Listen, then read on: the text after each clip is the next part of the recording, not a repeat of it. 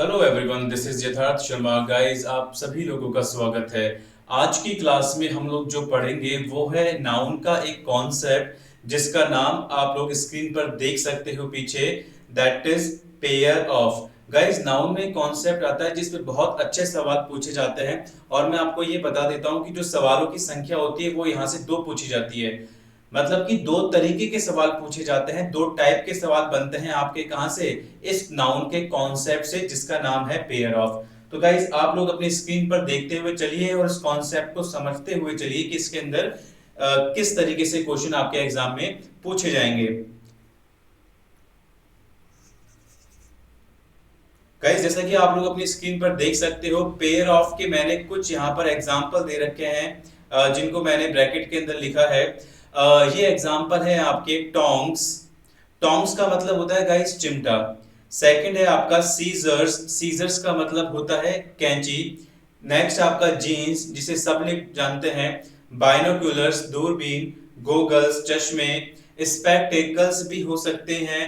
Trousers और shorts, जो पहनने के काम आते हैं। गाइस, इनमें दो तरह के जो सवाल आप लोगों के बनते हैं। पहला सवाल तो ये है, पहला क्वेश्चन ये पूछा जाता है एग्जाम के अंदर कि भैया जितने भी आपके पेयर ऑफ वाले वर्ड होते हैं जो हमेशा पेयर में यूज होते हैं, जैसे स्पेक्टेकल्स हमेशा पेयर में इस्तेमाल होते हैं, गोगल्स पेयर में इस्तेमाल होते हैं, दूरबीन पेयर में इस्तेमाल होते हैं, जीन्स पेयर में इस्तेमाल होते हैं, ट्राउजर्स पेयर में इस्तेमाल होते हैं, शॉर्ट्स पेयर में इस्तेमाल होते हैं, चिमटा, टोंग्स, ये सब किस में इस्तेमाल होते हैं गाइस? पेयर में इस्तेमाल होते हैं। सीजर्स पेयर में इस्तेमाल होते हैं। तो पहला सवाल तो ये बनता है कि गाइस इनका कभी भी सिंगुलर नहीं बनाया जा सकता। इसका मतलब कि इस तरह के वर्ड जो हमेशा पेयर में यूज होते हैं ये होते हैं आप लोगों के प्लूरल। कैसे होते हैं आप लोगों के? हमेशा प्लूरल होते हैं, बहुवचन होते हैं।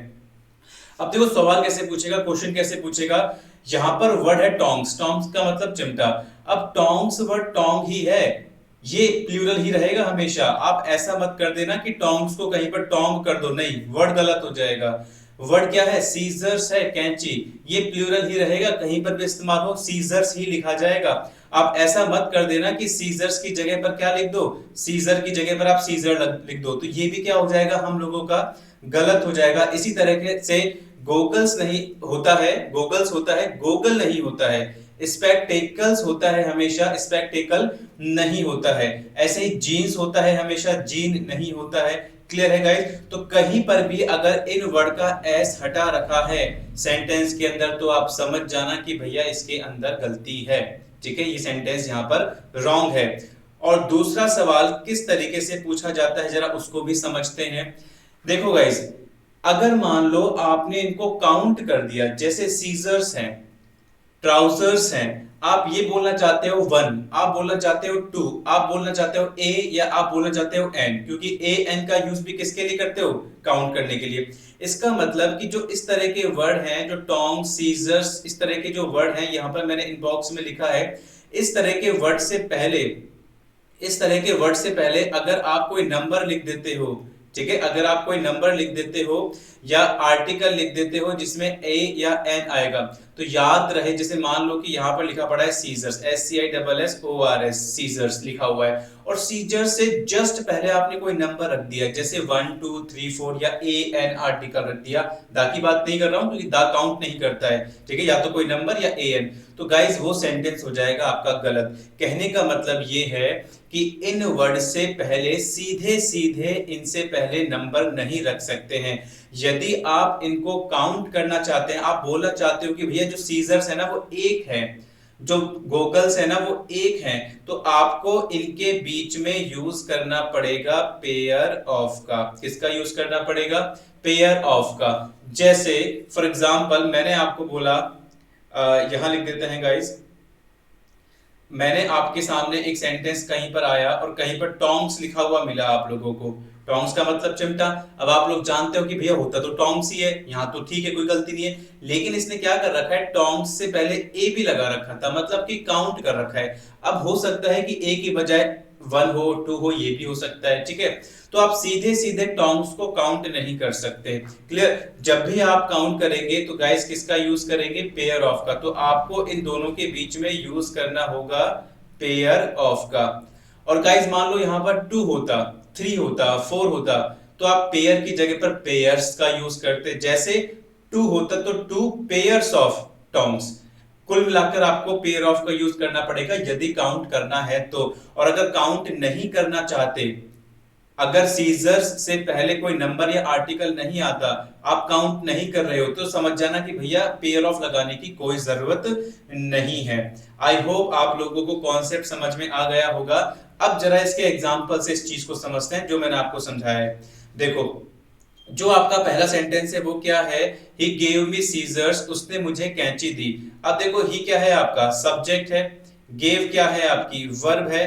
वर्ब हमेशा डिपेंड करती है आपके सब्जेक्ट पर। अब गाइस, इसने यहां पर सीजर वर्ड का यूज किया है, तो देखते ही मुझे समझ में आ जाना चाहिए सीजर तो भैया होता ही नहीं है, जोड़े में इस्तेमाल होता है और जोड़े वाले वर्ड हमेशा प्लूरल होते हैं। तो सीजर्स तो गलत हो गया, तो मैं सीजर्स की जगह पर क्या लिखूंगा? सीजर्स की जगह पर लिखूंगा मैं सीजर्स, क्योंकि एक्चुअली वर्ड तो सीजर्स ही होता है। दूसरी बात, आपको ये देखना है कि भैया कहीं इसको काउंट तो नहीं कर दिया। आप देखो, सीजर्स से पहले कहीं ए एन 1 2 3 4 है? नहीं है, मतलब काउंट नहीं करवा रहा है। और जब काउंट नहीं करवा रहा है तो आपको पेयर ऑफ लगाने की कोई जरूरत नहीं है। सेंटेंस था आपका ये गलत, बस सीजर का सीजर्स करना था। दूसरा देखते हैं, he gave me an old scissors, उसने मुझे एक पुरानी सी कैंची पकड़ा दी। अब देखो, आपका सब्जेक्ट क्या है? आपका यहाँ पर ही है, और गेव आपकी क्या है? वर्ब है। वर्ब डिपेंड करती है सब्जेक्ट पर, चलो ठीक है। अब देखो गाइस, इसने यहाँ पर सीजर्स लिखा हुआ है, जिसमें कोई दिक्कत नहीं है क्योंकि सीजर्स ही होता है। क्लियर? सीजर्स ही होता है। अब क्योंकि इसने इससे पहले ए लगाकर इसको काउंट कर दिया, जैसा कि आप लोग स्क्रीन पर देख रहे हो, सीजर्स को मैंने क्या कर दिया? काउंट। तो मैं सीधा सीधा काउंट नहीं कर सकता, मुझे यहाँ पर पेयर ऑफ लगाना ही पड़ेगा अगर काउंट करना है तो। इसी कारण से मैंने ए के बाद में क्या लगा दिया गाइस? ए के बाद में मैंने लगा दिया पेयर ऑफ। तो सेंटेंस बना, he gave me a pair of old scissors. याद है, आर्टिकल आया, ए एन या नंबर आया तो पेयर ऑफ लगाना पड़ेगा। अगर आर्टिकल या नंबर नहीं है तो पेयर ऑफ लगाने की कोई जरूरत नहीं है। ये भी सेंटेंस आपका क्या था? गलत था। चलिए तीसरे सेंटेंस में देखते हैं, the scissors is lying on the table. Lying का मतलब होता है रखे होना, ठीक है ना? जैसे मान लो मोबाइल हमारा टेबल पे रखा हुआ है, दैट इज लाइंग। तो जो सीजर्स है वो टेबल पर रखा हुआ है, सीजर्स जो कैंची है वो टेबल पे रखी हुई है। गाइस देखो, सेंटेंस में सब्जेक्ट क्या है? सेंटेंस में सब्जेक्ट आपका सीजर्स है। क्लियर? और जो वर्ब होती है वो वर्ब हमेशा किस पर डिपेंड करती है? सब्जेक्ट पर डिपेंड करती है। सब्जेक्ट सिंगुलर तो वर्ब सिंगुलर, सब्जेक्ट प्लूरल तो वर्ब प्लूरल। अब मैं आपको पहले ही बता चुका हूं कि भैया जितने भी ये पेयर वाले जोड़े वाले शब्द है ना, सीजर्स टाइप के, ट्राउजर्स टाइप के, ये अपने आप में बहुवचन होते हैं, प्लूरल होते हैं। तो यहाँ पर जो सीजर्स है ये क्या हो जाएगा? आपका प्लूरल है। इसका मतलब कि आपका सब्जेक्ट प्लूरल है, और सब्जेक्ट प्लूरल है तो गाइस आपकी जो वर्ब होगी वो वर्ब भी तो कैसी होगी? वो भी तो आपकी प्लूरल होगी यहाँ पर। तो इसकी जगह पर आप क्या करेंगे? आर का यूज करेंगे, तो सेंटेंस बनेगा द सीजर्स आर। क्लियर है गाइस? याद रहे, सब्जेक्ट प्लूरल था, इसी कारण से वर्ब भी कैसी रखनी पड़ी? यहाँ पर प्लूरल रखनी पड़ी। इस कारण से हम लोगों ने इसको आर कर दिया। देखो, यहाँ पर सब्जेक्ट ही था। क्लियर? यहाँ पर सब्जेक्ट ही था, तो वर्ब डिपेंड करती है सब्जेक्ट पर, लेकिन यहाँ पर जो सब्जेक्ट था वो खुद ही सीजर्स बन गया। मतलब सीजर्स सब्जेक्ट की जगह पर आके बैठ गया, और सीजर्स होता है प्लूरल, मतलब सब्जेक्ट प्लूरल तो वर्ब भी कैसी? प्लूरल। तो इसकी जगह पर क्या कर दिया आपने? आर। एक सेंटेंस और देखते हैं गाइस, फोर्थ नंबर का है आपका, आई बॉट अ ट्राउजर्स, मैंने एक ट्राउजर्स खरीदा था। क्लियर? अब देखो जरा, यहाँ पर ट्राउजर्स वर्ड में तो गाइस कोई दिक्कत नहीं है। ट्राउजर्स वर्ड में तो यहाँ पर कोई दिक्कत नहीं है, क्योंकि भैया होता ही ट्राउजर्स है, इसमें तो क्या ही दिक्कत है? कोई दिक्कत नहीं है।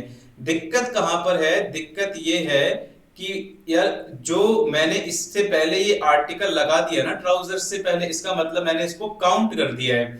और जैसे ही मैंने पेयर वाले वर्ड को, जोड़े वाले शब्दों को, अगर मैं नाउन को काउंट कर दूं तो पेयर ऑफ तो आएगा ही आएगा।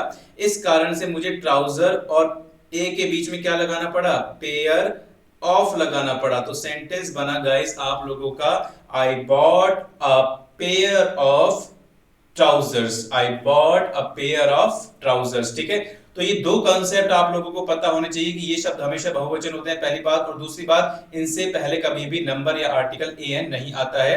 अगर आए तो समझ जाओ पेयर ऑफ तो आएगा ही आएगा। ठीक है? अब ये कॉन्सेप्ट मैंने एग्जांपल के साथ में आपको समझा दिए। अब 4 क्वेश्चन मैं आप लोगों को दे रहा हूं करने के लिए, तो चलिए बाकी के 4 क्वेश्चन आप लोग करेंगे। गाइज ऐसा करते हैं, आप इन 4 क्वेश्चन को देखिए, सॉरी 4 क्वेश्चन नहीं, जो मैंने कॉन्सेप्ट समझाया आज की क्लास में, इसको आप देख लो अच्छे से। मैं नेक्स्ट वीडियो के अंदर अगर आप कहेंगे तो इसके क्वेश्चंस की प्रैक्टिस भी आपको करवा दूंगा 4-5 क्वेश्चंस के थ्रू, ठीक है। तो ऐसी उम्मीद करता हूं कि आप लोग इस कॉन्सेप्ट को अच्छे से समझेंगे और नेक्स्ट वीडियो का वेट करेंगे जिसमें 4 क्वेश्चंस होंगे और 4 क्वेश्चंस की एक्सप्लेनेशन भी होगी, ठीक है। तो आज का लेक्चर फिर हम लोग यहीं खत्म करते हैं, तब तक के लिए bye everyone, take care, good night.